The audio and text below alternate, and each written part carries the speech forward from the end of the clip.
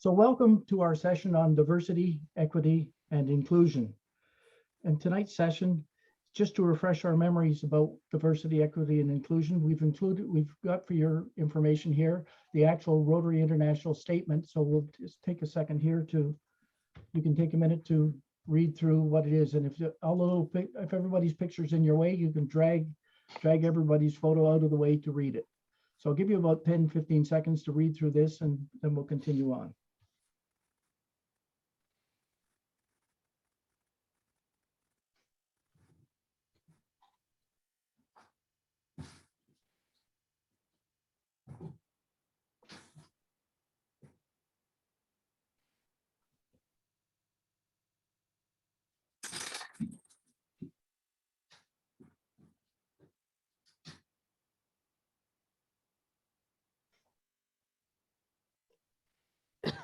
So to help us cultivate this diverse, equitable, and inclusive culture, I will turn this meeting over to your moderator for this evening, Carol Parsons from the Rotary Club of Waterloo.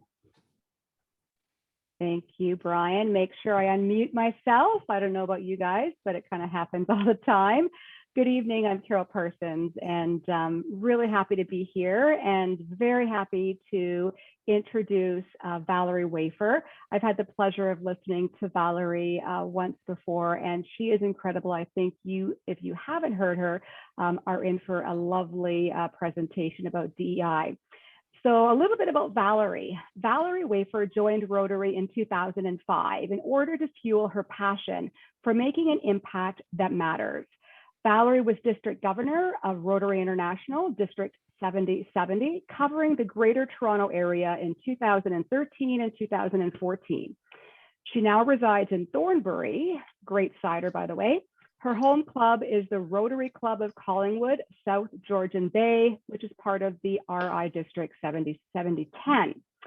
Valarie has continued to serve Rotary in a number of international roles. She is an international trainer, a member of the Host Organizing Convention Committee, Toronto 2018, representative of the Rotary International President, and is an elected member of the Rotary International Board for 2020 to 2022.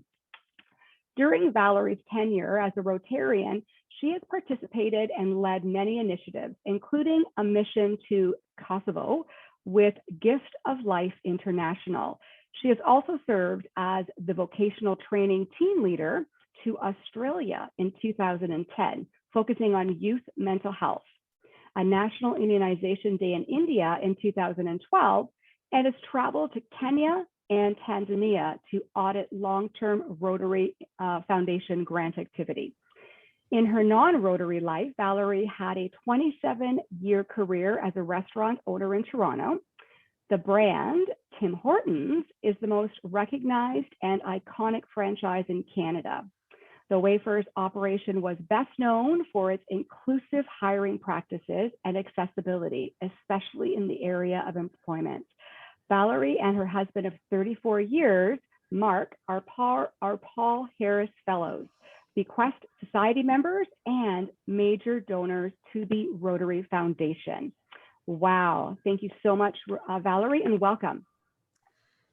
Thank you so much for that introduction, Carol. And I want to say a great thank you to Brian and Carol and the committee and District 7080 for inviting me to be with you tonight to speak about something that I'm quite passionate about, and that is diversity, equity, and inclusion. You know, a top priority for Rotary is growing and diversifying our membership to make sure that we reflect the communities we serve and we're inclusive of all cultures, experiences, and identities. Not only to create a diverse Rotary population, but to include marginalized groups in everything that we do. We're creating an organization that is more open and inclusive, fair to all, builds goodwill, and benefits our community. Now, thank you, Brian, so much for putting up our DEI statement and allowing everyone to have a chance to look at it. That statement was developed in January of 2019 by the Rotary International Board of Directors.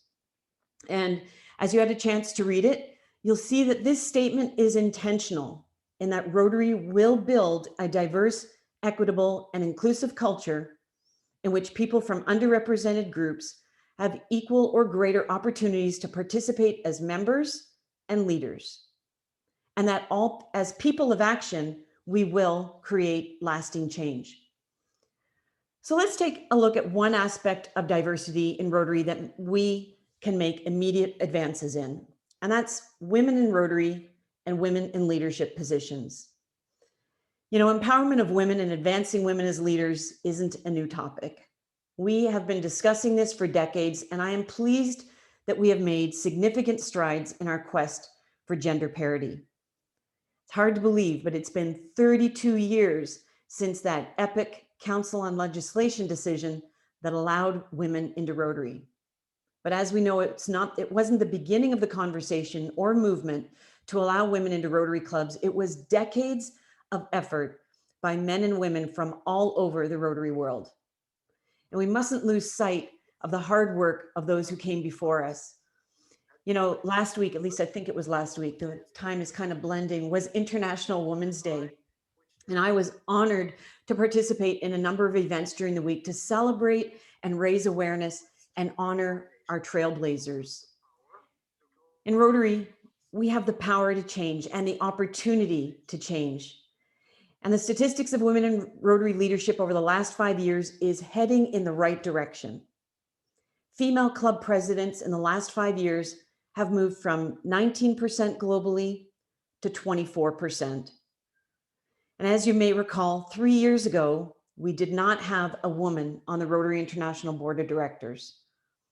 But as of the beginning of this Rotary year, there are 6 women on the board. And on July 1st, 2021, there will be 8 women on the board. And if you include President-elect in 2021, Jennifer Jones, there'll be 9 women on the board. That's 9 out of 17 women.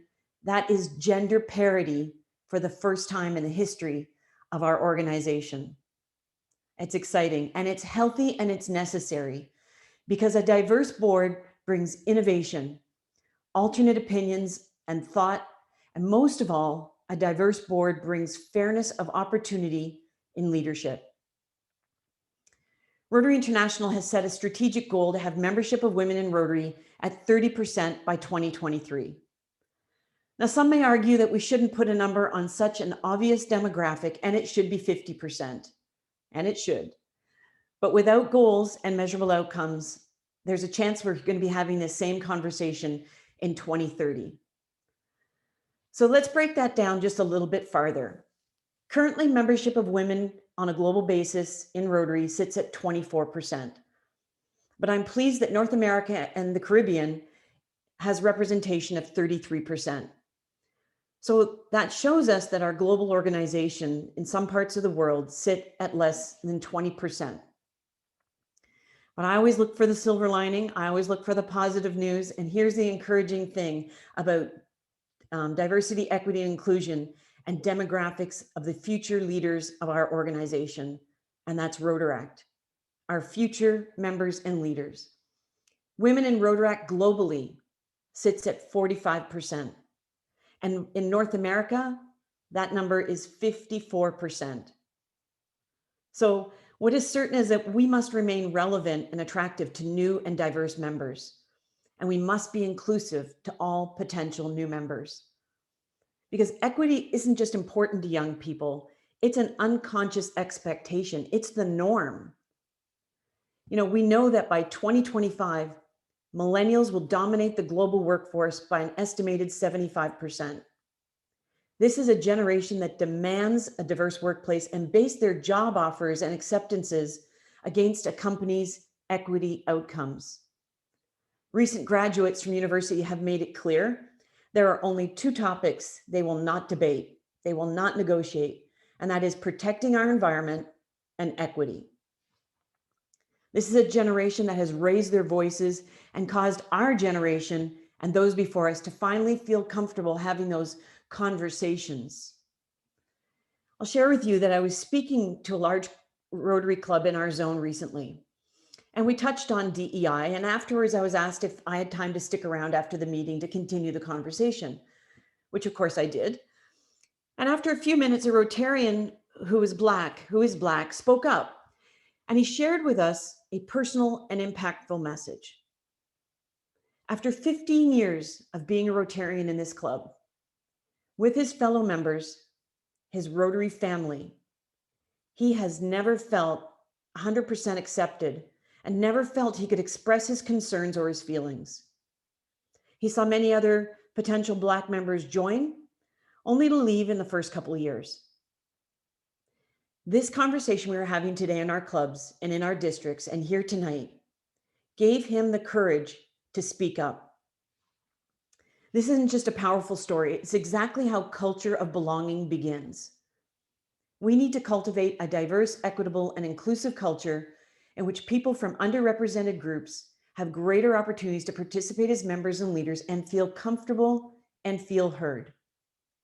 And what's important is that we live by our diversity, equity, and inclusion statement and celebrate the contribution of all people regardless, and that our clubs reflect the communities that we live and work in.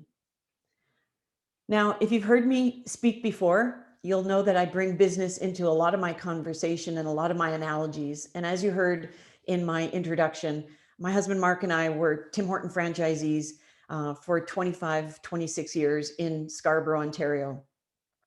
And during that time, we employed over 200 workers with disabilities of all types in all positions, including senior management. At any given time, our disabled employees made up about 20% of our workforce. And the reason we did this wasn't simply because it was the right thing to do, considering that 20% of the world's population is disabled. So we were definitely representing our community, but rather that it was good for business. By employing people with vastly different problem-solving skills, we created a more innovative workplace with higher safety ratings and lower absenteeism and turnover rates. Therefore, by being more inclusive, we were more profitable. Our staff, however, for the first time, were living full lives and contributing to society. In time, a very short time, the culture of our business changed to the point that non-disabled people applied to work with us, to be included. So let's picture our Rotary Club as a franchise or a Tim Horton restaurant, certainly the ones that Mark and I were involved in. Your employees, your members, come from the community in which you operate. They're the fabric of society. Their families become your customers, your supporters, and your volunteers. You build awareness and loyalty when you touch the diverse population of your town. And when you build capacity in a diverse membership, more will apply. When you walk through the door and you identify with other members, you have an instant connection, a feeling of belonging, a feeling of worth, and of contribution. And when we have fundraising or hands-on activities that touch our diverse community, we gain more traction and awareness for our brand. And we're also viewed more seriously when we participate in community activities that affect marginalized groups and have representation from the same groups in our membership of our club. So getting back briefly to my restaurant example, I can tell you that customers who walked through the door told us we were not the closest Tim Hortons to their home or business, but they came to us, they went out of their way because we represented the community. They walked through the door and identified they felt comfortable. And this is what our clubs should look like. You know, diversity is a given. We're all diverse in some way in this virtual room by our cultures, our occupations, our hobbies, and our religion or political beliefs. But to be inclusive takes effort.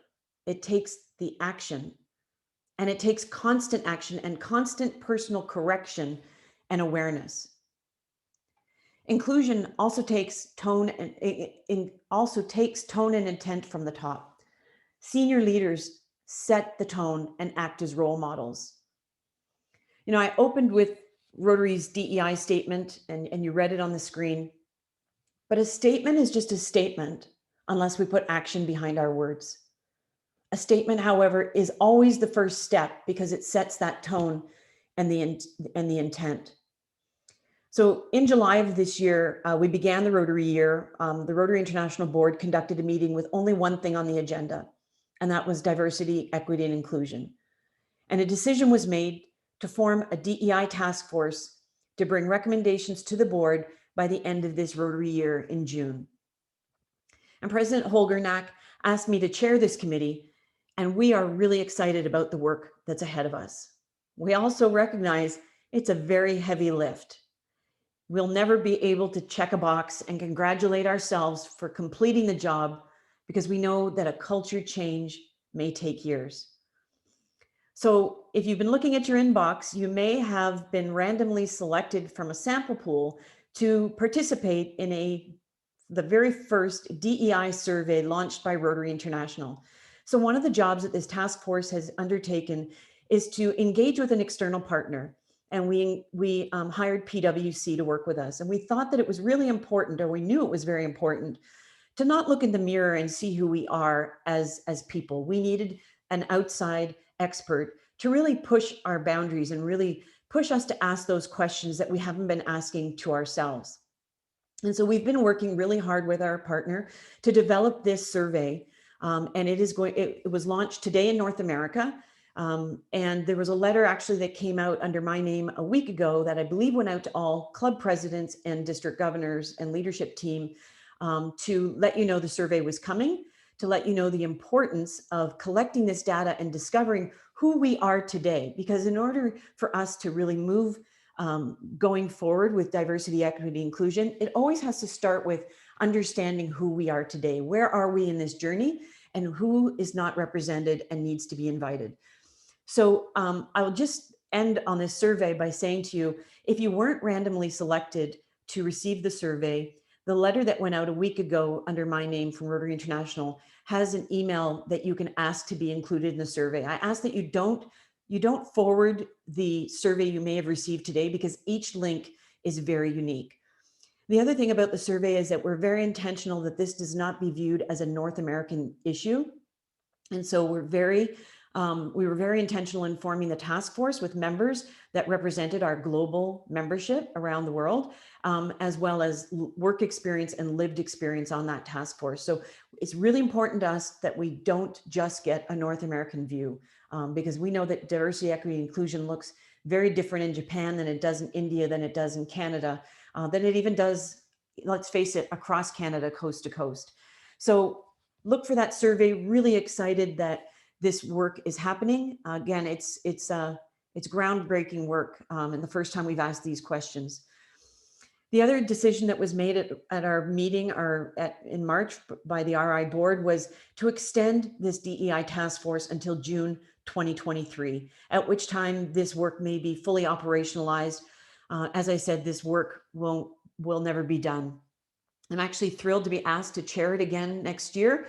And I'm really excited because the momentum that this task force is gaining, as you will find when you start this conversation, if you haven't already, in your clubs in your district, it's a long journey, but it's a very important journey.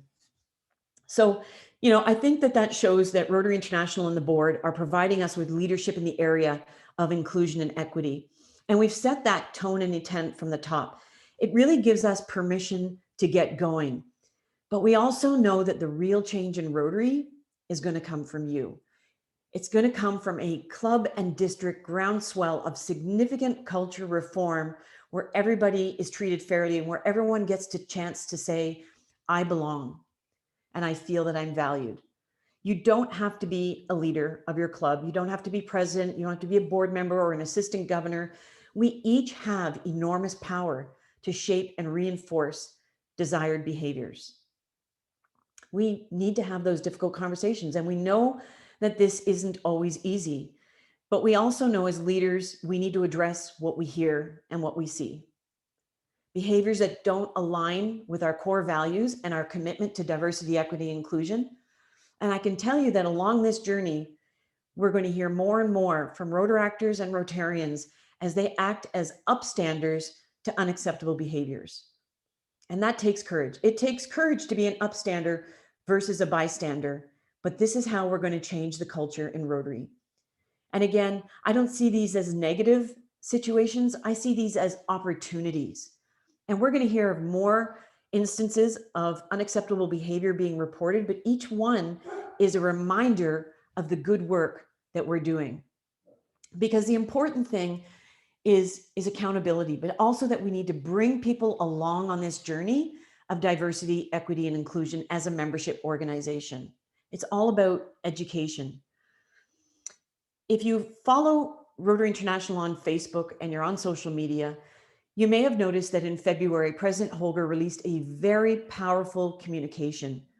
And in part, it stated, there is no place within Rotary for racism, homophobia, transphobia, sexism, classism, or ageism. And then a strong commitment statement reading, we do not believe that this is a political stance. And we do believe that we should be openly discussing these issues within our organization. This leadership statement resulted in overwhelmingly positive comments from Rotarians, Rotaractors, and potential members who were impressed by Rotary's commitment to diversity, equity, and inclusion. And these words empower me. And I would encourage you to review the leadership statement. If you go to Rotary Facebook, Rotary International's Facebook page and look in February, you'll find the statement in full.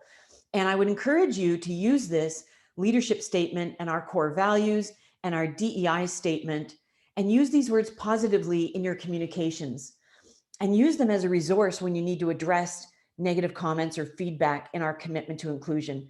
And, I'll just say that one of the comments we hear a lot is that we shouldn't be talking about this. This is political. And so that key statement that President Holger put in that leadership statement is really being received well. And I think it's something that we can all, as I say, these words empower me. We can all say, I can tell you that Rotary International does not believe this is a political statement. And I think it's really important that we continue as leaders to address that and to make sure that we are having these conversations.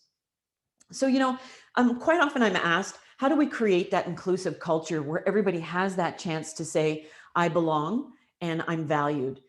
And, so I have a couple of steps that you can look at in your clubs and in your districts. But first of all, just like we're doing in this survey, we need to know who we are today.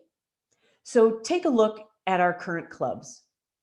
Where are we meeting? What's the format? What's the location? Is it convenient and accessible to everyone? And by accessible, I'm not talking about just physical plant. I'm talking about time of day, travel time. We have so many new opportunities in this year of COVID. We're seeing the benefits of virtual meetings. And I know that some of you, I know Brian, I believe, belongs to an e-club. And I think that we've seen the benefit of that for a long time. I think we're learning a lot of new ways of meeting as we are tonight and being able to reach a lot more people. Making sure that we're not meeting somewhere that has religious or political ties. And also, I think we need to look at traditions. And when I say traditions, traditions are who we are, but we shouldn't be so grounded in them that we're not willing to change. And, I quite often, and I'm sure you've heard this before, if you walked into your Rotary Club today with everything that we've now experienced in Rotary and our Rotary experience, would you stay? As a new member, do you view the traditions in the same way? And what does that say to people that we're inviting into Rotary?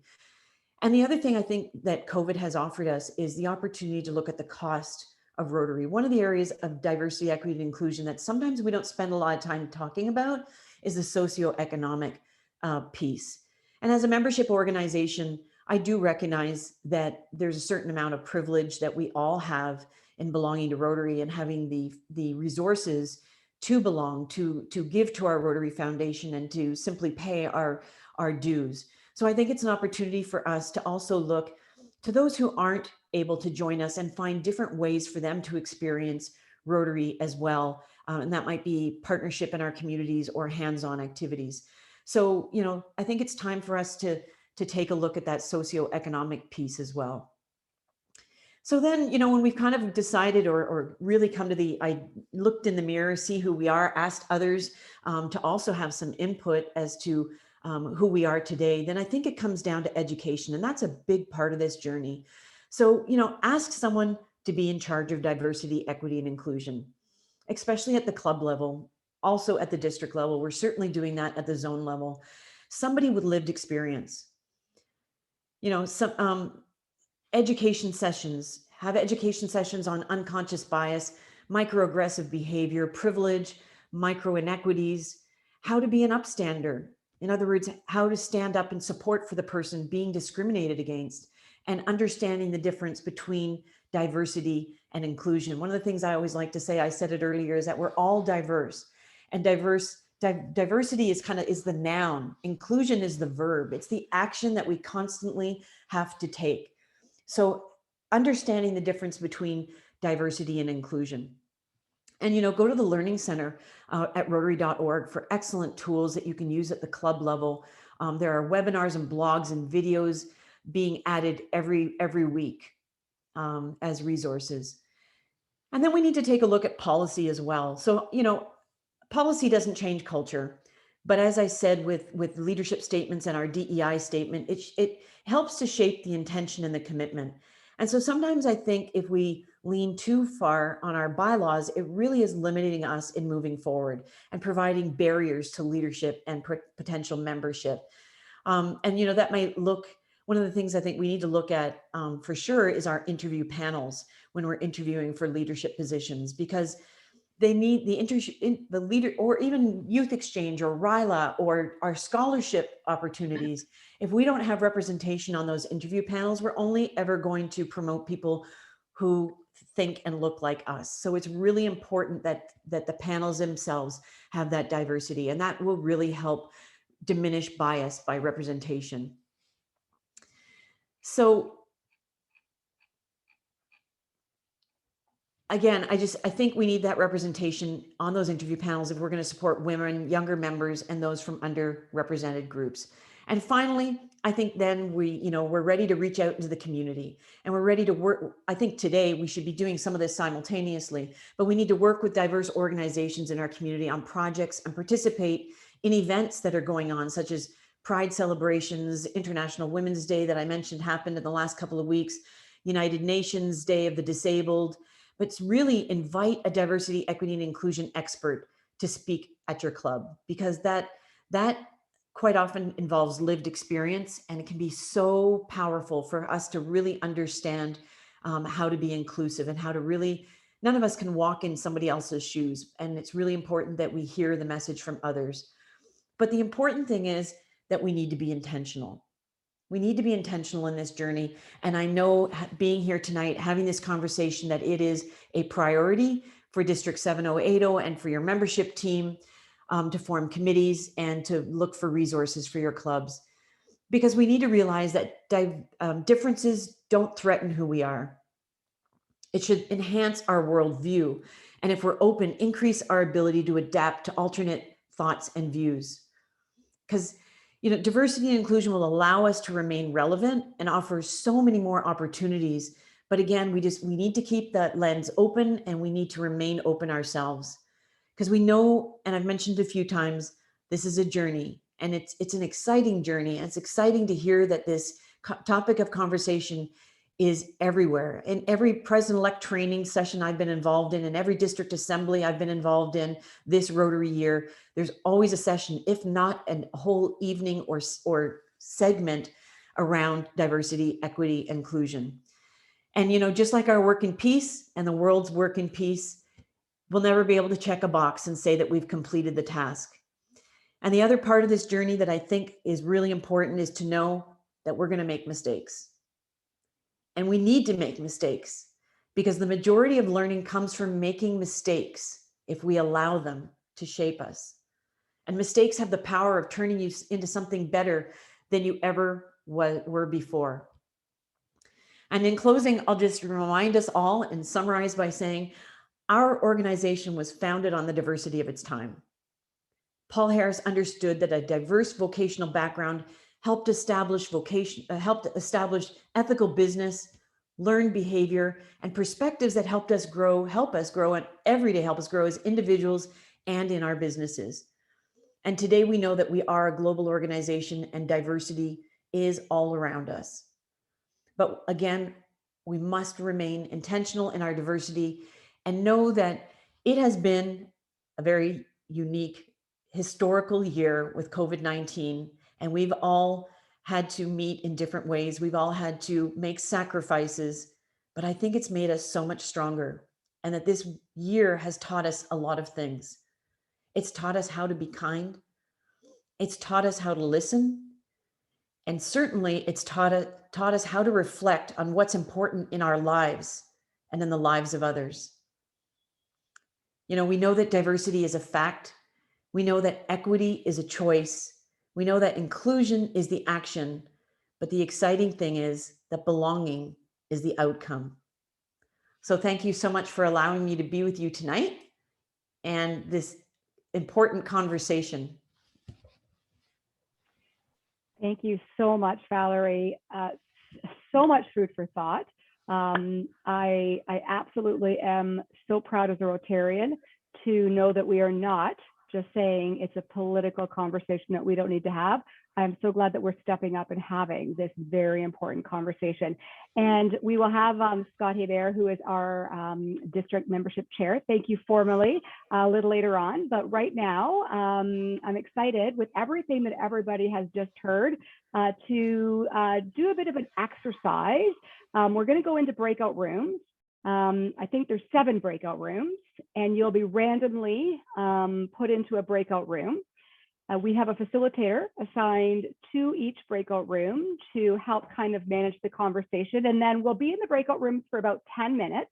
We'll then come back to the main room, and the facilitators of each room will be asked to share one key idea or a thought that came out of their conversation around this question. And I'm asking the facilitators specifically to make sure that you write down this question so you can restate it for your breakout room if you need to. So the question I'd like you all to discuss in your breakout room is this: what are you doing or can you do to promote diversity, equity, and inclusion in your club? I think we're ready to go in. All right, enjoy your conversation, folks, and we'll see you back in about 10 minutes. I realized that was 10 minutes already. Wow. Yeah, we were just getting started. I know, right? know. Wow. Oh my gosh. Welcome back, everybody. And I know that's the consensus that I'm hearing, is that 10 minutes was just not long enough. Definitely feedback, and good to know for the next time we do breakout rooms that we will actually allow more time. But I think the 3 or 4 rooms that I popped into, I don't know about Valerie, I know you were floating. You know, there was some really interesting conversation. I didn't hear the same thing twice. So I'm very curious to hear the facilitators and what they have to report. So again, I know it was quick, but hopefully the facilitators have something that they can share with the rest of the group. And I will go in order of the rooms, and I have down who the facilitator was. I hope it didn't change, but if it did, just let me know. So I've got room 1, which Brian Bennett, you were the facilitator for that room. What do you have to share with the rest of us? Yes, Carol, one interesting idea came out building on the idea that was mentioned in Valerie's presentation about the surveys. Why not use something like SurveyMonkey and create a confidential survey that we can use within the district type of thing, and let people share their ideas. And so anyway, I thought that was a great idea. Excellent. Yeah, and I think, you know, that would, especially at the district level, the club level for sure, but even at the district level, kind of giving us a sense within the district. I mean, you know, there could be some commonalities, could be some similar ideas, et cetera. So that would be really interesting. Awesome. I know you had a small group, but they were small but mighty. That's what I told them. You betcha.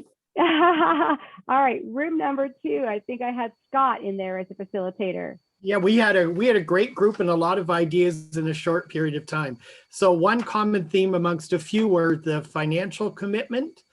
Some of the signature events and the meal costs are expensive. So a few of the clubs are looking at hybrids going forward of Zoom and other meetings formats to try and bring the cost down. And I'm going to tuck a few more in. Land acknowledgements to represent the heritage of the place where they're meeting. And also one of the clubs did some work with International Women's Day and has very consciously tucked diversity into their strategic plan. So that was our group. Excellent. Wow. In 10 minutes. I'm super impressed. Thank you for sharing. And then I did for room 3, although I was supposed to be the facilitator, Andrew was there, and I did hand over the duty to Andrew. So Andrew, what was your idea or theme that came out of your room? We had a great bunch of guys there, a lot of great, good ideas, but one of them, the common was ethnicity. The club suggested that they were tracking 14 different ethnicities in their club. I think it was Brampton, if I'm not mistaken.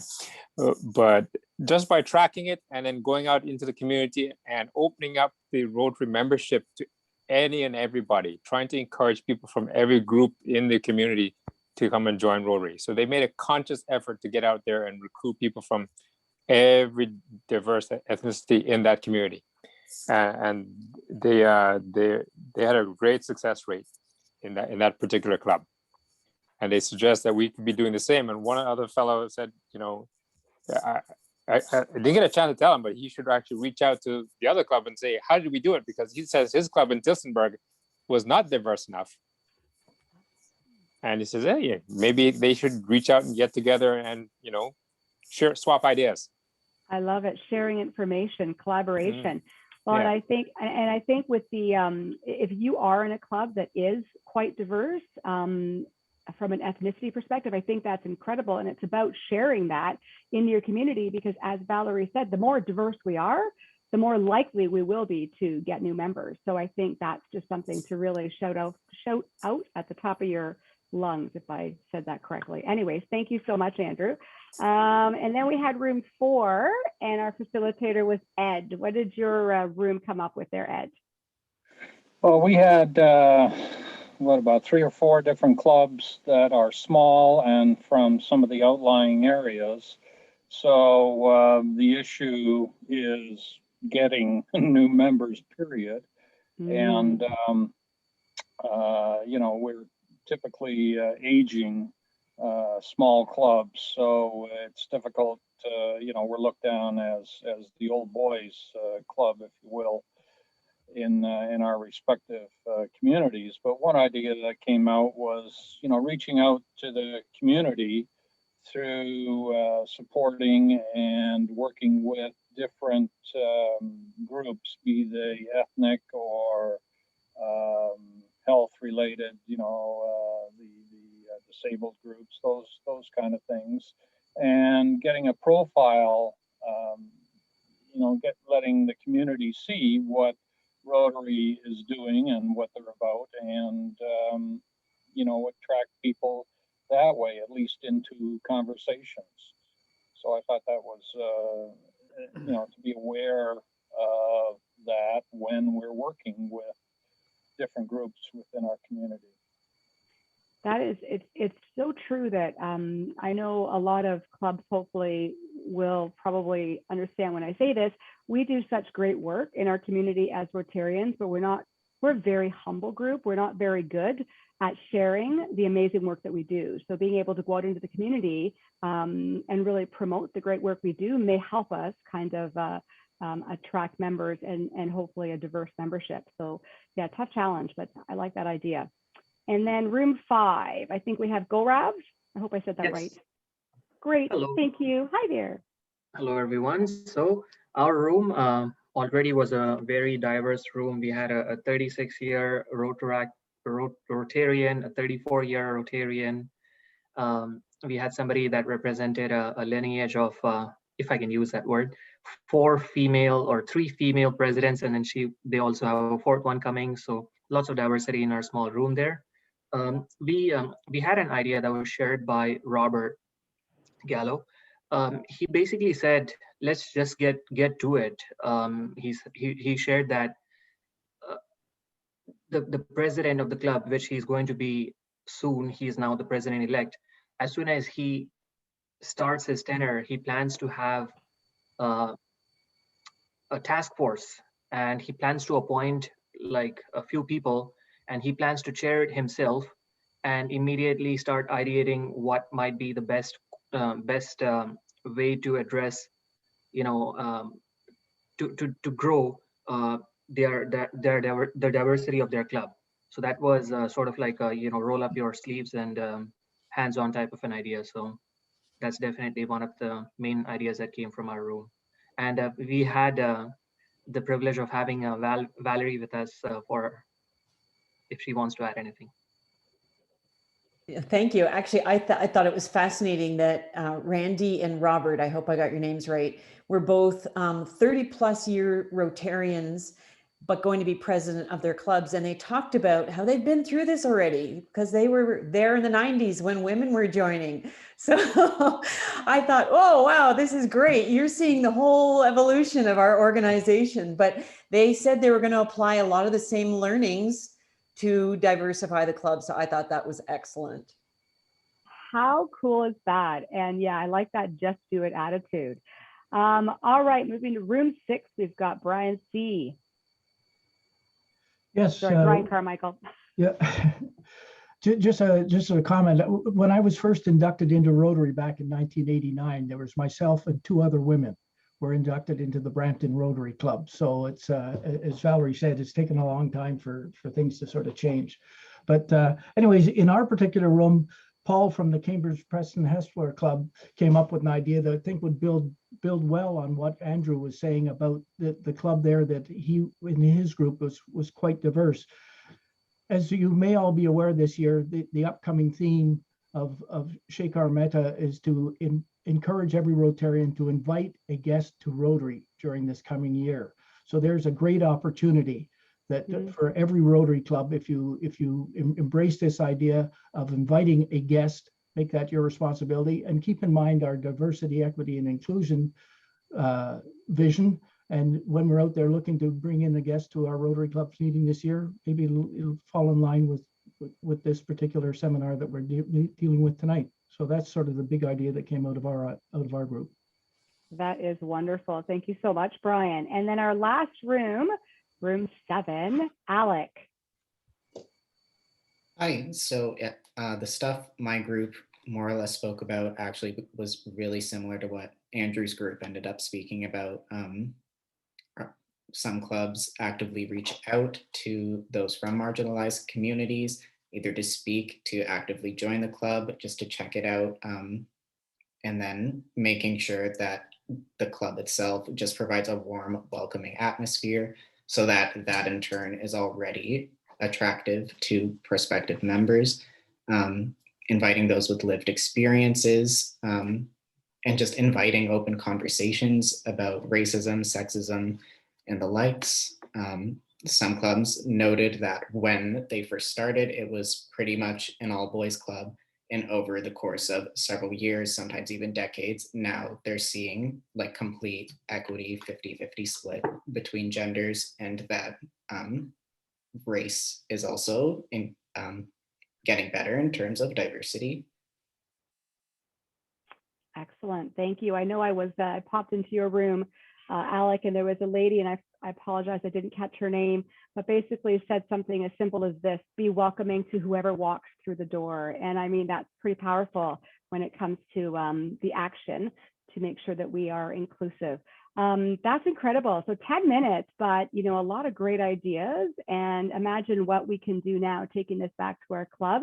And if we actually start being focused and kind of specific about the work we do around DEI. So thanks so much to everybody for all the work you've done. I'm now going to hand it over to Scott, the district membership chair, District 7080 membership chair, to do an official thank you for Valarie.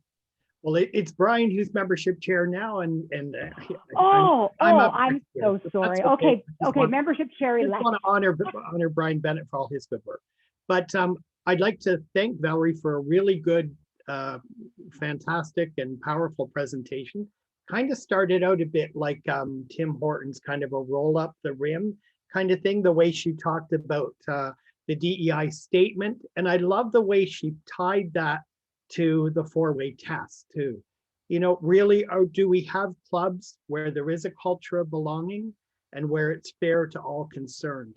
So we kind of went from roll up the rim to roll up our sleeves, and we got some good ideas for where we need to go next year. And I think we will all have marching orders on how to change Rotary over the next couple of years.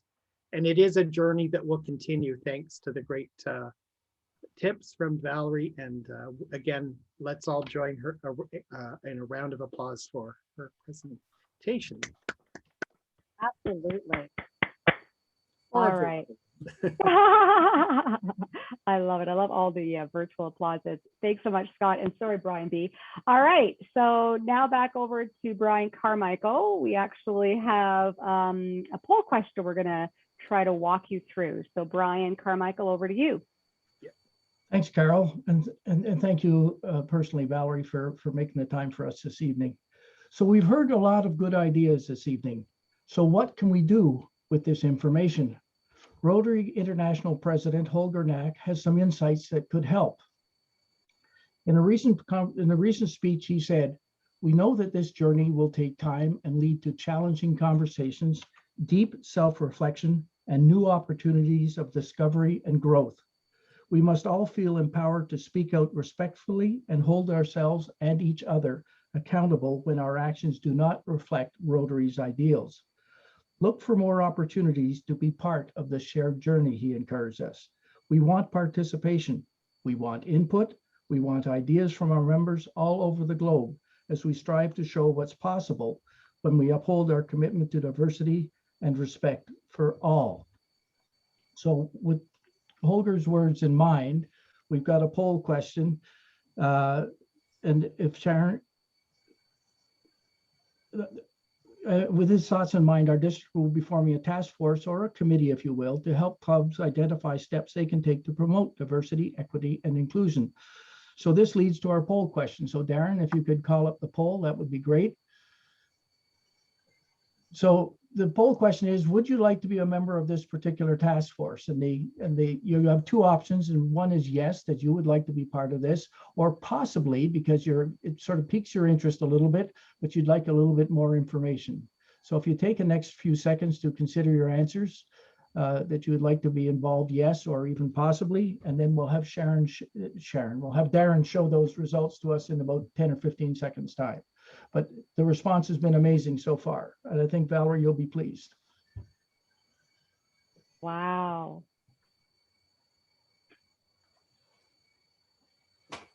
There we go.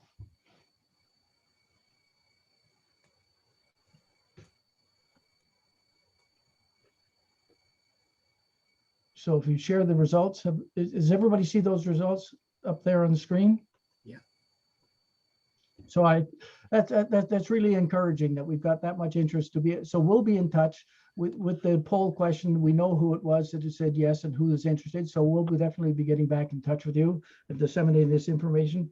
And I'll take responsibility for this. At the outset, we should have introduced our district governor's team that was here this evening to show just how much interest there is at the district level in pursuing this DEI conversation.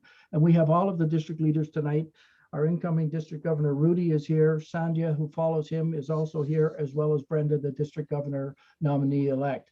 And Michael Laurie, our present district governor, had expressed his regrets to me. So there is certainly, at the district level, there's considerable interest in this and following through on it.